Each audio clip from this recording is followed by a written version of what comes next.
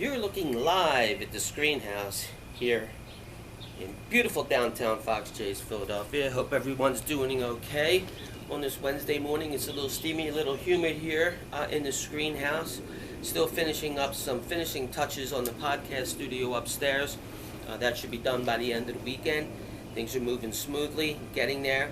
I know a lot of people are saying get it done, get it up, and get it running. But I'm not half-assing it. I'm going to make sure that I want it to look as good and best as I can, and then the growing pains will come. But let's first of all congratulate the Milwaukee Bucks on winning a championship 50 years after they won their first one with the likes of Lou Alcindor and Oscar Robertson. So let's take a little bit. I have some notes here. Let's talk about what Giannis Antetokounmpo has accomplished in his 26 years of playing in the NBA. I have some notes here, and it's pretty impressive. Also, I just want to let you know that the night the process started, Drew Holiday was traded to get Nerlens Noel, and we passed on Giannis and drafted Michael Carter Williams instead. So, as Mark Farzetta said, whoa, Clarence just jumped off the table. Sorry for the shakes. So, Giannis. Just look at a career, 2014 All-Rookie Second Team, 2017 Most Improved All-NBA Second Team, 3-time All-Defensive First Team, 2020 Defensive Player of the Year, 5-time All-Star, All-Star Game MVP, Eurosport Player of the Year in 2018, Finals MVP and a championship. And he's only 26 years old. There aren't very many players in the association who won early or this young. One that comes to mind first is Magic, who obviously beat the 76ers in 1980 on the famous tape-delayed game on CBS on a Friday night. I can't name another rookie who did win a championship at a younger age and went on to be one of the greats. Jordan, I think, took 6 years. Same thing with LeBron. Jerry West, I think it took 14. Wilt only had 2 championships. It's a rare. We're seeing something completely rare and something that no one has ever seen in the NBA before with this Giannis kid, and hopefully he can continue on this trajectory. I don't know how much of a higher trajectory you could have other than what this kid has accomplished. And I do congratulate the Milwaukee Bucks and the fans of the Milwaukee Bucks. I just hope they don't burn down the city. And congratulations to them. Conversely, I would like to start a little bit of a discussion on the legacy of Chris Paul. He's been in the league quite a long time. He is obviously a Hall of Famer, first ballot Hall of Famer, I would suspect. He has a very dubious accomplishment. I'm just watching a bird over there, like looking at me like I got an audience. Where this is the 4th time in an NBA playoff series that he has lost the series after being up 2 games to none. That is a milestone in futility, to say the least. I know a lot of people don't like CP3. He's great on the insurance commercials. I can't say the name because they're not a sponsor. I have a hard time thinking he's going to be a Sun next year. I believe he is an unrestricted free agent, and somebody's going to throw a lot of cash at him, and I wouldn't be surprised if it's the Lakers throw some cash at him, since they couldn't even make the playoffs this year. Some of the players that didn't win championships: Patrick, Charles, Elgin Baylor. Doc only has one. It's rarefied air to win a championship in the NBA, and I don't know why this kid can't get it done. And I can call him a kid because he's 36 years old, and I got some time on him. But some of the other things I want to talk about, one of our associate producers and content editors here at the Cubcast, Sam from Smiro, sent me a couple tidbits of information before I went on the air today. First one about how he wants umpires to go to some type of training in school to where they just don't throw players out of the game all willy-nilly. He has a great point. One of the things he brought up is the fact that if you're going to an NBA, Major League Baseball game, and say you have a family with 2 kids or 3 kids, you're going to need APR financing after a night at the ballpark or an afternoon at the ballpark. As of late, Major League umpires, in my estimation, and also in Sam's estimation, is the fact that they don't have a thick skin. And they throw out players willy-nilly. I believe last weekend it was Christian Yelich and somebody else in the game. The best 2 players on both teams were thrown out of the game over mighty ticky-tack things. And I just don't understand why they have that amount of power. He used the example of the Euro final between Italy and England, how the refs just took rashes of shit and just looked and laughed and walked away. I don't understand who the umpires in Major League Baseball think they are anymore, but it is a problem, and I think it's something Rob Manfred needs to address, other than 7-inning doubleheaders and putting a batter at second base in extra innings.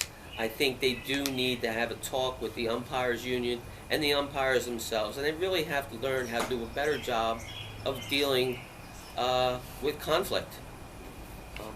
It's not the trading floor in the 80s, that's for sure.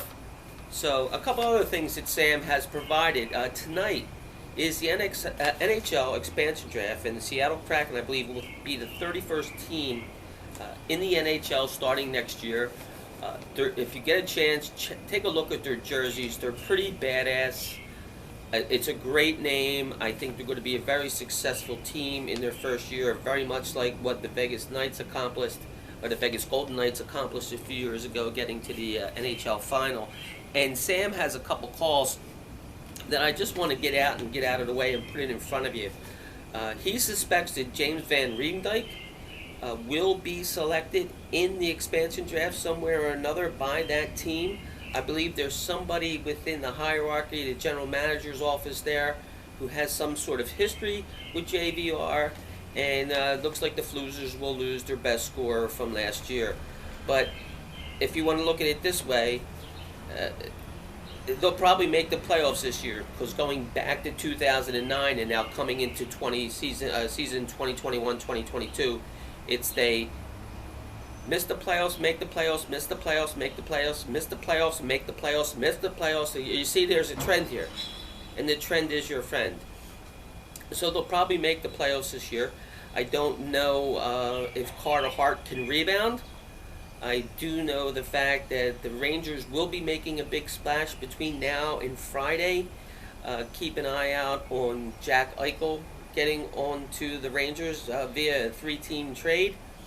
According to my in with the Rangers at Blue Truth, the one of the best podcasts that are on the airwaves as of now. This guy that runs it really understands the team. He's a diehard fan. He really understands what's going on.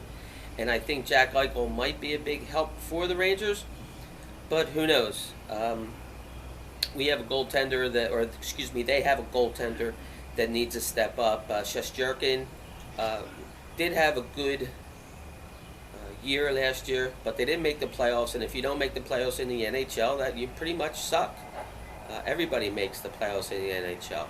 A couple of the other things I want to look at is also, with the expansion draft tonight, Sam from Smiro is looking and telling me to keep an eye out for a big goaltender to be selected by the Kraken, maybe with their first pick overall in the expansion draft.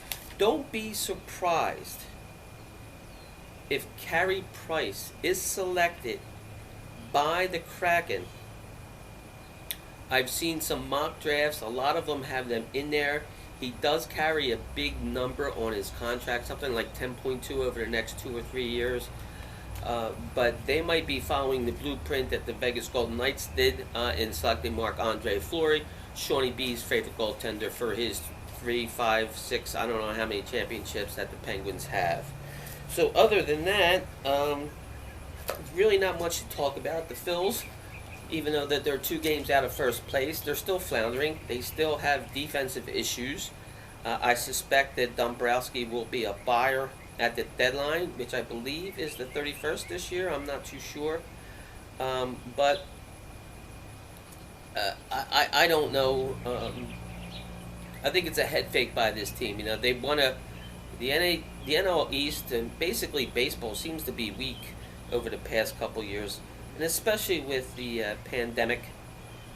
A lot of players are coming out testing COVID positive. A lot of teams aren't vaccinating. You got some neighbors over here watching. There's some Russians on the corner there that they're probably like, what's he doing over there? So I don't know if the Phils are for real. The phrase I will use is put to your friends. So I think I'm going to be a put buyer in the Phillies, because I don't really think they have what it takes to get to the playoffs. They're too inconsistent. Harper's back it seems to be an issue. Hopefully McCutchen can stay on that upward climb. But there's a lot of players on this team that aren't. First of all, they don't play good defense. The bullpen is it's up there with the Junior Braves starting 5.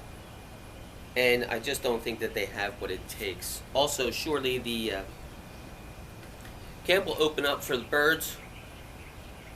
There's still talk that they're probably going to get Deshaun Watson. I don't know how that's going to work out. I know how they like to have like these reclamation players. It happened and it worked well with Vic, but I don't know. There seems to be something going on that's deeper that the press isn't saying, or he's not saying, or the people who are claiming that he did this to. It's very murky water. I don't know if it's something that Jeffrey Lurie and Howie want to get into, but anything that makes the team better. Personally, I would love to go with Hurts, and let's see what happens. I don't think the NFC East is a particularly strong division, especially after last year when the Redskin Sentinels football team, whatever they're called these days, the Maroon Jackets, they won the division at 7-9. I don't know who's going to be pitching for them next year. I don't know if Dak Prescott is going to be able to come back from that pretty gruesome injury last year. But they do. Cowboys have a good team, but they've been underachieving since the 90s. The Giants are the Giants. I don't know if there's anything else that needs to be said about that. Other than that, in the sports world, I don't think there's really much to discuss.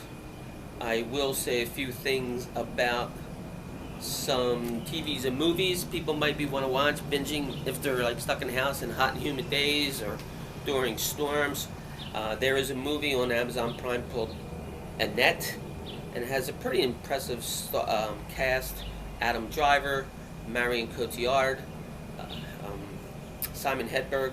Probably most people know him better as Howard Wolowitz from The Big Bang Theory. And it is a very surreal film about a mismatched couple who wind up getting together and have a baby. It's in the lines of something like a Jane Tramer movie, like Across the Universe. There's also a great mockumentary coming out about the Sparks brothers, and they are part and parcel of the soundtrack to Annette.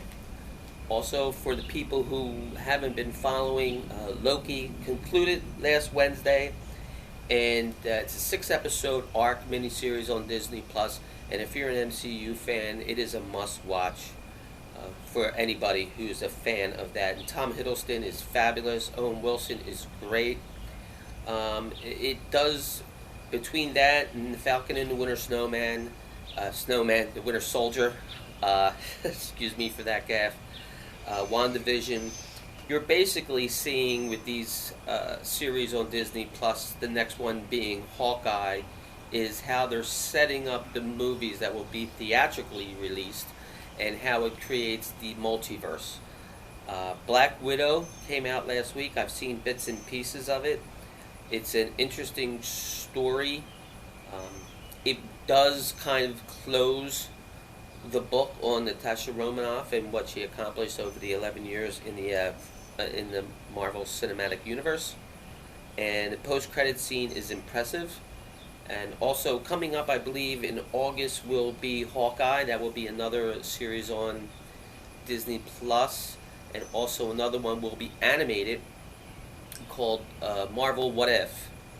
It'll be the last time that it was the last time that Chadwick Boseman did anything. It's a voiceover, obviously, because it's animated, and it's another thing to like give people a primer to the the multiverse, where the comics went to from the mid to late 70s and then into the 90s. I really highly recommend those. And other than that, really not much. Life is going well here in the screen house. I'm just looking around. We got squirrels, we got birds, as you can hear. My neighbor's crepe myrtle is blooming. Thankfully, the asshats who are behind you, they're at their campground, hopefully for the rest of the summer. They're just annoying. It's kind of sad that they have a side, I'm looking at it right now, they have a side flower bed that the feral cats from Pennypack Park, which is about a 3-iron that way, have been coming over and using it as their litter box. I kind of feel bad about it, but such is life. So listen, everybody, have a great day. It's very hot and very humid here in Philadelphia, although this afternoon we're going to have apparently some crazy ass thunderstorms. We've had some really bad storms here over the past couple days. Sky is clear, the track is fast so far. You can see some of the haze from these wildfires that have been taken, that's come eastward via the jet streams. Last night it was very bizarre, and the sunset was spectacular, but it's weird how it got 3,000 miles in the matter of a day or two. So listen, everybody, be good, stay safe. We'll talk soon, and Cupcast is coming at you sooner or later. First of all, I'd like to give a shout out to my associate producer and content provider, Sam from Smiro, and also I am working on another theme song that'll be coming at you with one of my guests in the first 35 episodes. Everybody, be good, stay safe. We'll talk soon.